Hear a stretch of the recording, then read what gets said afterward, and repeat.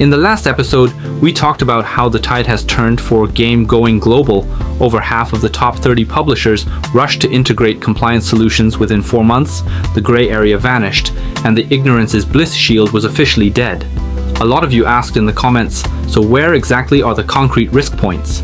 Today I'm going to break down the 5 compliance red lines that KID's Chief Legal Officer Timothy summarized at the salon, along with the specific issues for the 3 high-risk sectors: games, AI, and social app. Timothy grouped overseas child protection into 5 core principles on site, and I think every single one deserves a close look from any global team. First, children's personal data cannot be casually collected, stored, or monetized. This isn't just about names and email addresses, it also includes voice data, biometrics, geolocation, behavioral data, and device identifiers. Amazon Alexa was fined $25 million by the FTC over child voice data issues, a classic cautionary tale. Second, dark patterns and deceptive design are becoming standalone violations. For example, making the agree button extra prominent, using colors, flow, or interface cues to nudge children into making purchases or accessing services they shouldn't. Previously, this might have been seen as merely unethical. Now, many markets treat it as a direct violation. Third, whether a feature is harmful to children. Loot boxes, gacha, and randomized reward mechanics are already under heavy scrutiny in multiple countries. Brazil now requires age verification for such mechanics, and Belgium has even elevated certain loot box issues to the level of criminal risk.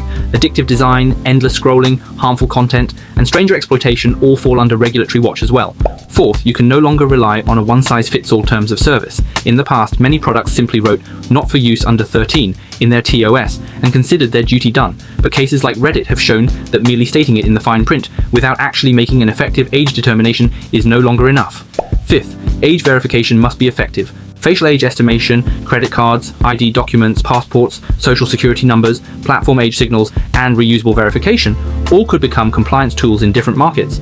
The tricky part is which method is allowed in which country, in which scenario, and before which feature. That's precisely the hardest part of global compliance. The rules are incredibly fragmented. In my post-event interview, Timothy singled out 3 categories of products as the highest risk right now: games, social apps, and AI companions. Games are the most complex. Gacha, loot boxes, spending, stranger chat, UGC, violent content, borderline character designs, and targeted ads. Any of these can trigger regulatory action.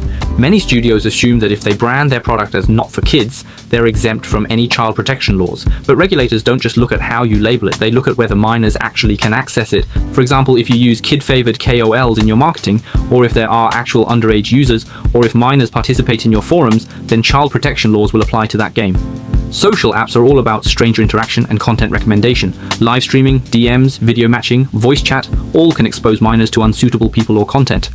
Zhang Yuji, CTO of Holo Group, shared that real-time audio-video social platforms generate massive volumes of matches every single day, and every match comes with a moderation burden. In the past, you could get away with users self-reporting as 18, but now, both platforms and regulators are demanding substantive real checks. AI companions are the new high-pressure zone. Deng Lishan, an overseas compliance expert from a top social media platform, pointed out that child protection is expanding from data and content into emotions and relationships. When AI becomes a friend, lover, family member, or emotional support companion, platforms must take on more responsibility. Does the AI clearly disclose it's not human? Does it allow minors to form intimate relationships? How does it respond when users express suicidal or self-harming thoughts? Should it contact guardians or provide crisis hotlines?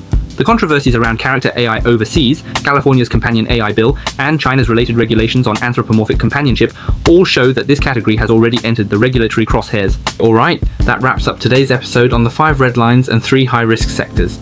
I know you probably have new questions now. I know the risks, but how do I actually implement this? Where do I place age verification?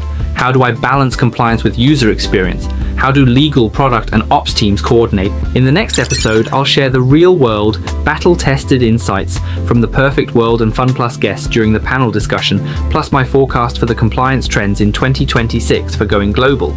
These are lessons learned the hard way with real money on the line. I'm Roski, and I'll see you in the next one.